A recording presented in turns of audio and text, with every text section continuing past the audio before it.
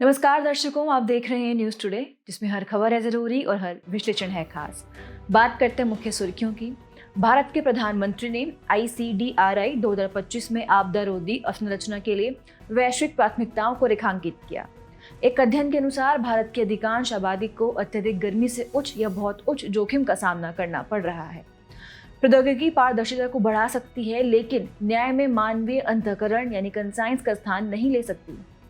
Stratospheric aerosol injection यानी SAI पर एक नया अध्ययन प्रस्तुत किया गया। बदलती वैश्विक व्यवस्था में भारत मध्य पूर्व यूरोप आर्थिक गलियारा यानी IMEC भारत की रणनीतिक अनिवार्यता है। प्रधानमंत्री सुरक्षित मातृत्व अभियान यानी PMSMA की शुरुआत के 9 वर्ष पूरे हुए। चलिए बुलेटिन की शुरुआत करते हैं और नजर डालते हैं आज की पहली मुख्य खबर पर। भारत के प्रधानमंत्री ने ICDRI 2025 में आपदा रोधी अवसंरचना के लिए वैश्विक प्राथमिकताओं को रेखांकित किया। चलिए सबसे पहले भारत की 5 प्रमुख वैश्विक प्राथमिकताओं को समझते हैं। पहली, आपदा प्रतिरोध या आपदा जोखिम का सामना करने की क्षमता को शिक्षा में शामिल करना। दूसरी, आपदा प्रतिरोध के लिए एक वैश्विक डिजिटल रिपोजिटरी तैयार करना। तीसरी, विकासशील देशों के वित्त पोषण तक पहुंच सुनिश्चित करने के लिए नवीन वित्त पोषण प्रणाली को बढ़ावा देना। इसके अलावा है भारत द्वारा लघु द्वीपीय विकासशील देशों यानी SIDS को बड़े महासागरीय देशों के रूप में मान्यता दिए जाने की पुष्टि करना, साथ ही उनकी सुविधाओं पर विशेष ध्यान दिए जाने की आवश्यकता पर बल देना। और आखिरी रेखांकित प्राथमिकता है प्रारंभिक चेतावनी प्रणालियों को मजबूत करना। अब बात करते हैं आपदा रोधी अवसंरचना पर अंतर्राष्ट्रीय सम्मेलन यानी ICDRI के मुख्य निष्कर्षों की। इस सम्मेलन ने लघु द्वीपीय विकासशील देशों के लिए call to action for coastal resilience launch किया। इसमें तटीय संरचनाओं में लचीलापन बढ़ाने के लिए सिफारिशें की गई हैं। साथ ही ये 2034 तक SIDS जैसे सुबेदे क्षेत्रों को प्राथमिकता देता है।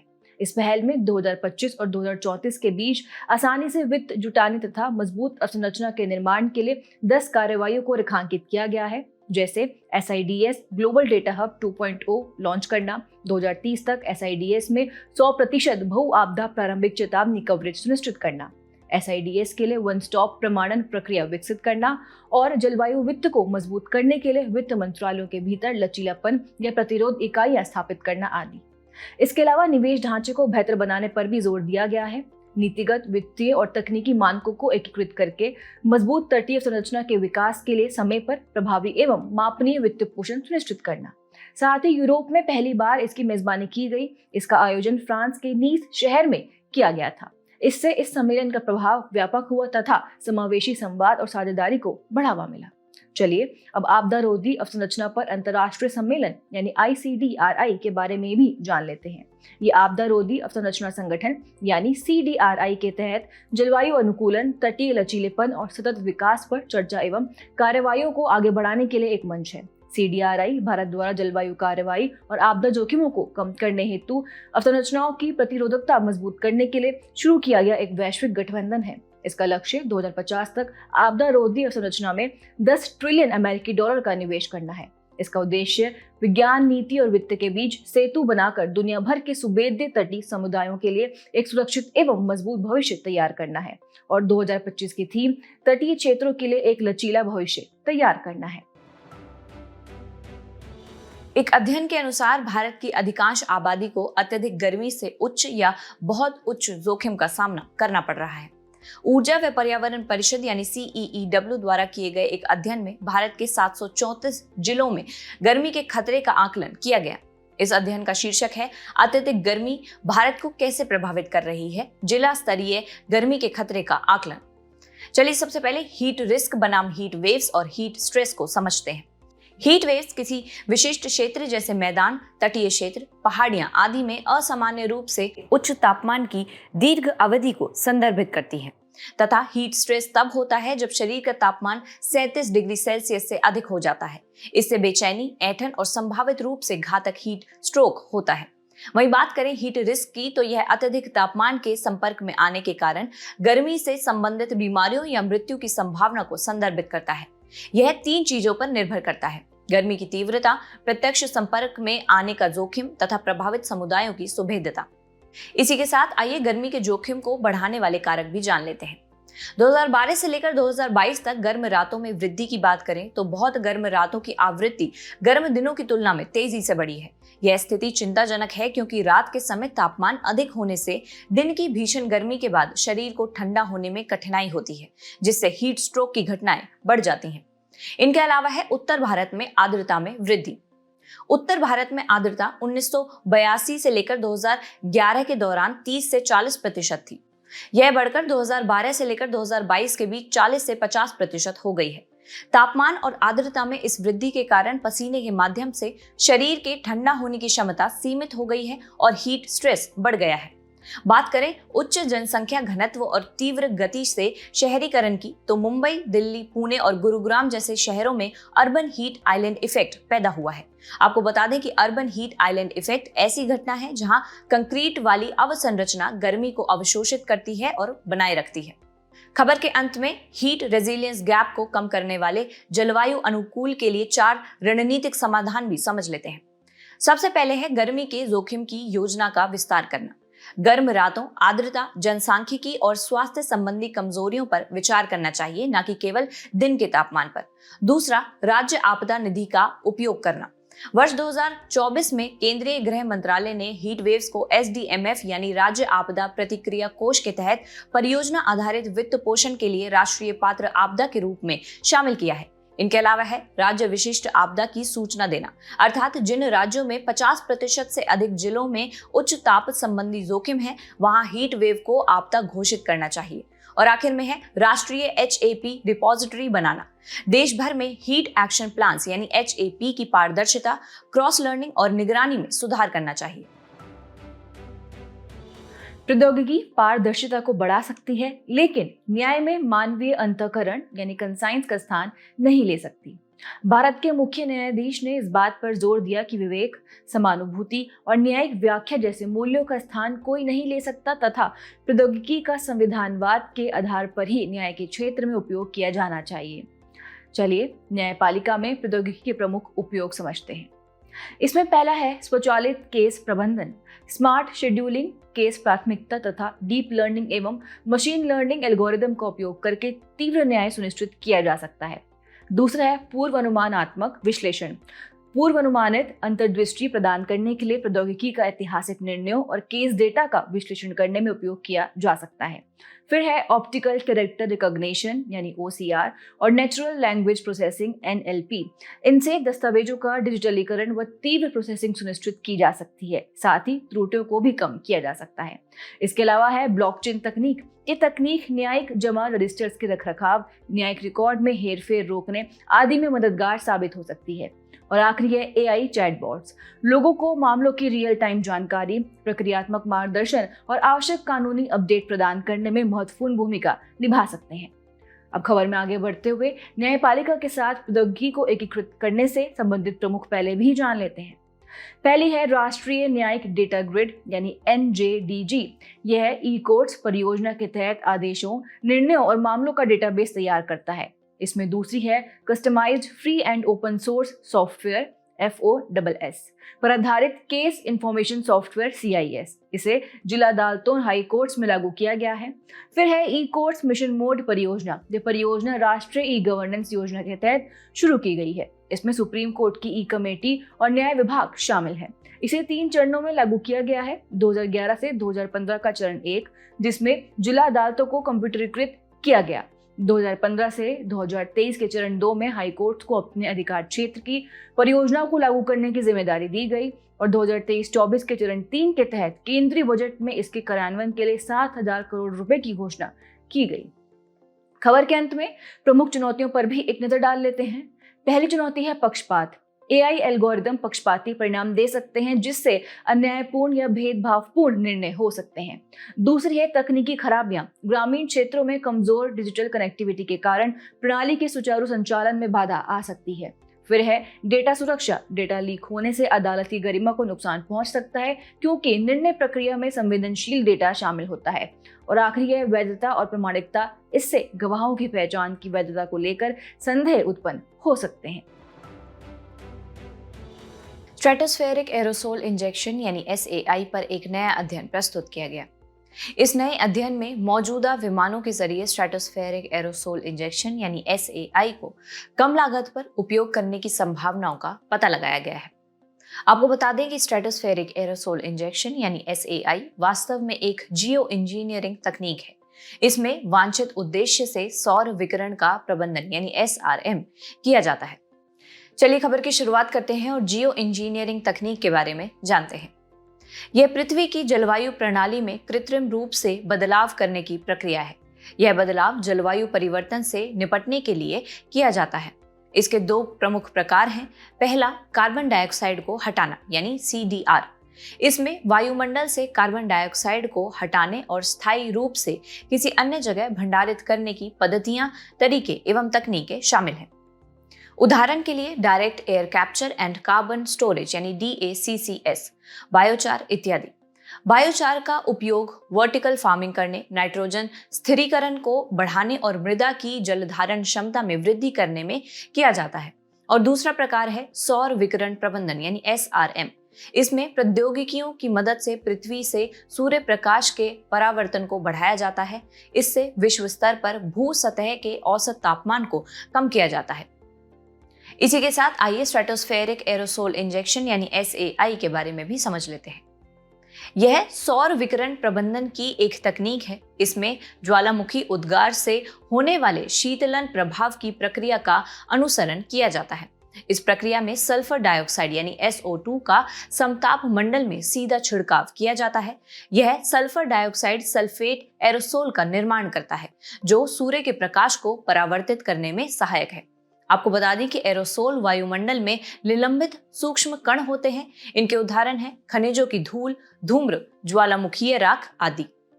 चलिए खबर में आगे बढ़ते हुए स्ट्रेटोस्फेरिक एरोसोल इंजेक्शन SAI के लाभ और चुनौतियां भी देख लेते हैं। बात करें लाभों की तो यह वैश्विक और क्षेत्रीय जलवायु पर ग्रीन हाउस गैसों के बढ़ते प्रभाव को कुछ हद तक कम कर सकता है तथा यह कार्बन डाइऑक्साइड हटाने वाली प्रौद्योगिकियों की तुलना में किफायती है और त्वरित परिणाम देता है। साथ ही हीट वेव जैसी स्थानीय आपदाओं को अस्थायी रूप से रोकता है। वहीं बात करें चुनौतियों की तो इसके अंतर्गत नैतिकता से जुड़ी चिंताएं विद्यमान हैं, जो विशुद्ध कार्बन उत्सर्जन में कमी को हतोत्साहित करती हैं तथा मौसम में कृत्रिम संशोधन से जुड़ी वैज्ञानिक और नैतिक चिंताएं मौजूद हैं।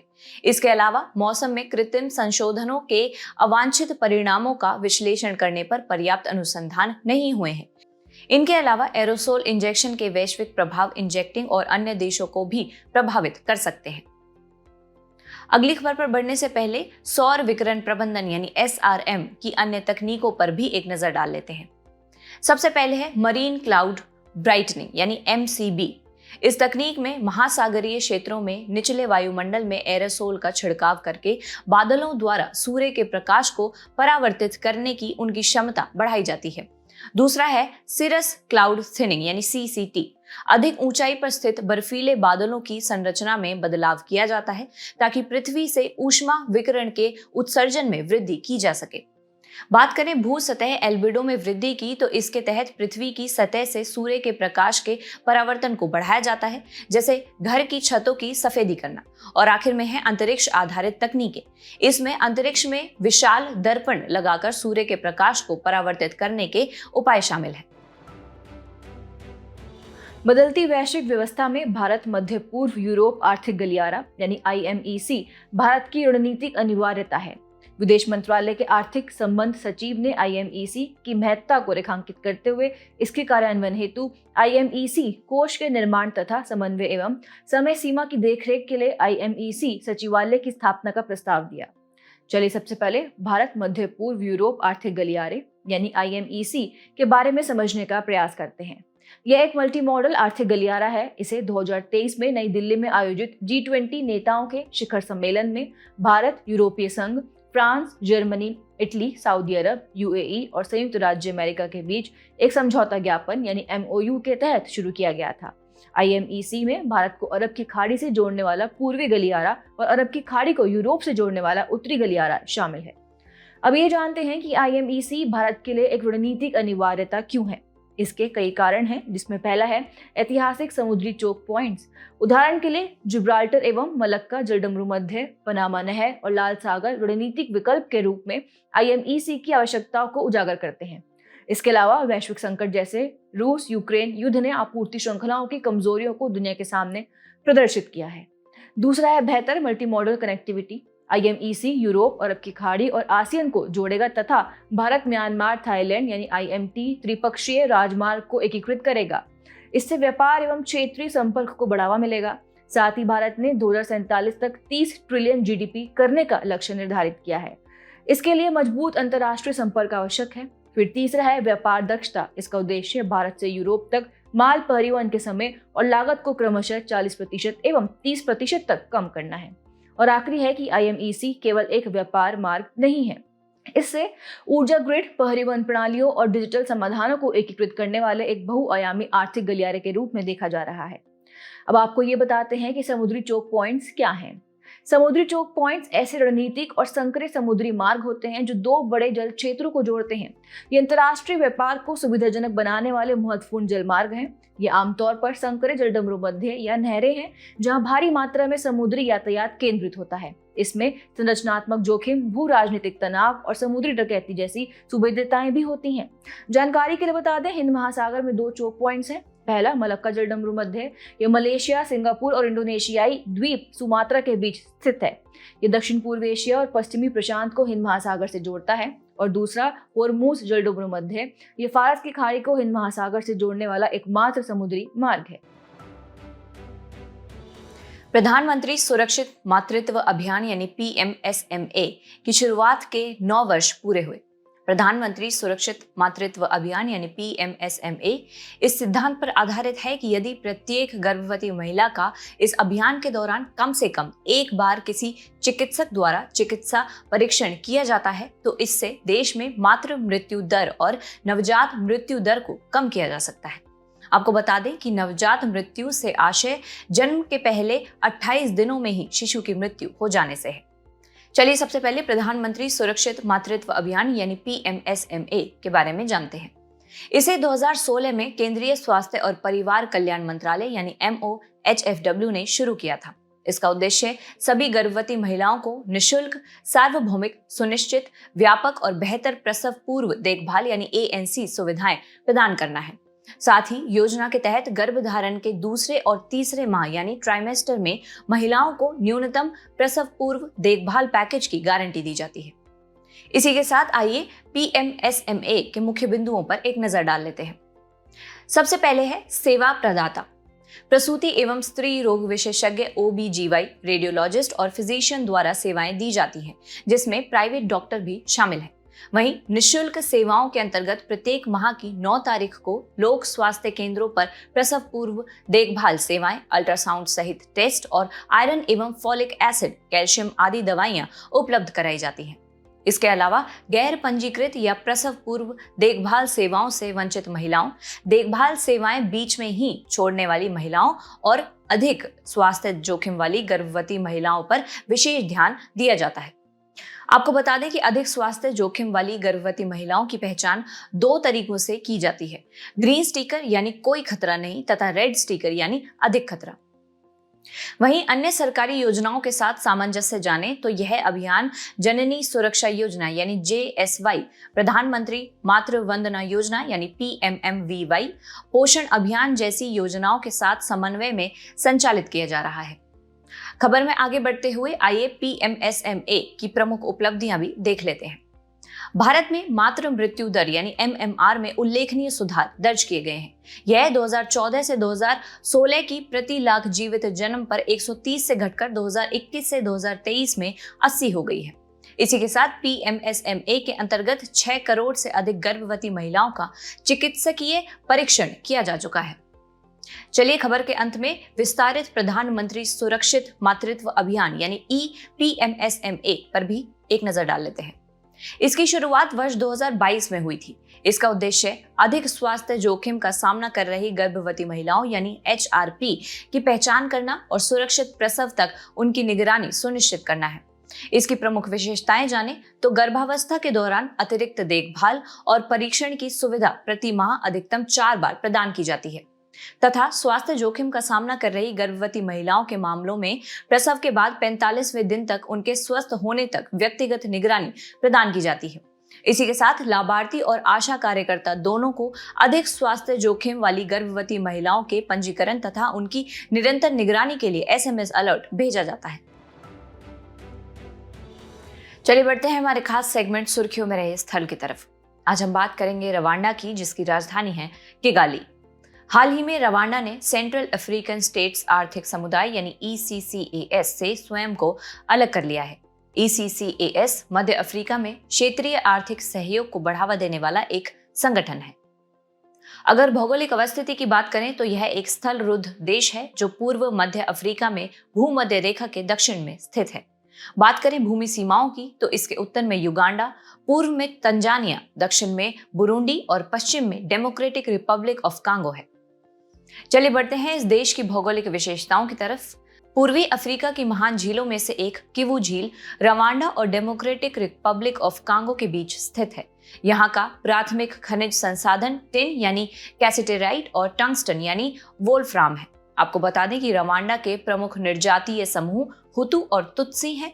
बात करें रिफ्ट घाटी की तो रवांडा का पूर्वी क्षेत्र ग्रेट रिफ्ट वैली का हिस्सा है जो एक भूगर्भीय दरार है और पूर्वी अफ्रीका में फैली हुई है। चलिए बुलेटिन के आखिर में बढ़ते हैं आज की संक्षिप्त सुर्खियों की तरफ। हाल ही में वाइब कोडिंग व्यवसाय जगत में कोडिंग का एक महत्वपूर्ण टूल बनकर उभरी है। ये एक ऐसी प्रक्रिया है जिसमें आर्टिफिशियल इंटेलिजेंस यूजर्स की सोच को सामान्य भाषा में व्यक्त की जाती है, उसे उपयोग योग्य कोड में परिवर्तित कर देती है। हाल ही में वैज्ञानिकों ने सबसे भारी प्रोटॉन उत्सर्जक समस्थानिक 188AT यानी एस्टेटीन की अर्ध आयु की माप की है, जिसका प्रोटॉन उत्सर्जन के बाद क्षय हो गया। प्रोटॉन धनात्मक विद्युत आवेश वाला एक उप परमाणुविक कण है। हाल ही में इंद्रावती राष्ट्रीय उद्यान यानी INP में नक्सल विरोधी अभियानों के दौरान सुरक्षा बलों का माओवादियों से सामना हुआ। इंद्रावती राष्ट्रीय उद्यान का नाम इंद्रावती नदी के नाम पर रखा गया है। इंद्रावती नदी का उद्भव उड़ीसा के दंडकारण्य श्रेणी में होता है। यह गोदावरी की सहायक नदी है। विश्व बैंक ने डेमोक्रेटिक रिपब्लिक ऑफ कांगो यानी DRC में इंगा 3 जल विद्युत परियोजना के लिए $250 मिलियन के वित्त पोषण को मंजूरी दी। हाल ही में चंडीगढ़ में परजीवी वेस्प की एक नई प्रजाति लॉस्गना ऑक्सीडेंटलिस की खोज की गई है। ये छोटे आकार के उड़ने वाले कीट होते हैं। इनकी कई प्रजातियां तो 1 मिलीमीटर से भी छोटी होती हैं।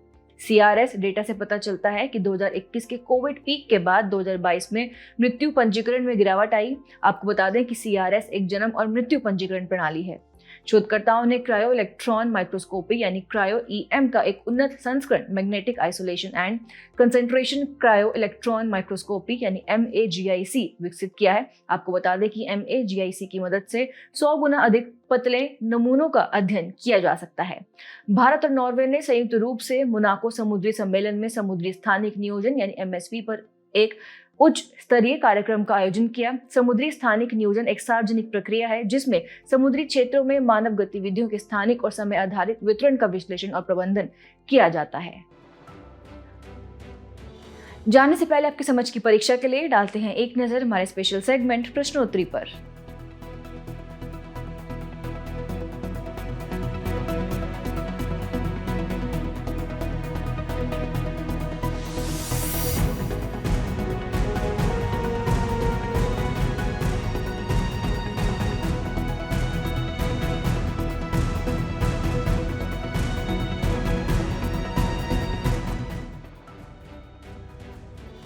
हमसे जुड़ने के लिए आपका धन्यवाद। उम्मीद है न्यूज़ टुडे का यह बुलेटिन आपको पसंद आया होगा। न्यूज़ टुडे की PDF को डाउनलोड करने के लिए और आज की क्विज के उत्तर के लिए डिस्क्रिप्शन में दिए गए लिंक्स पर क्लिक कीजिए।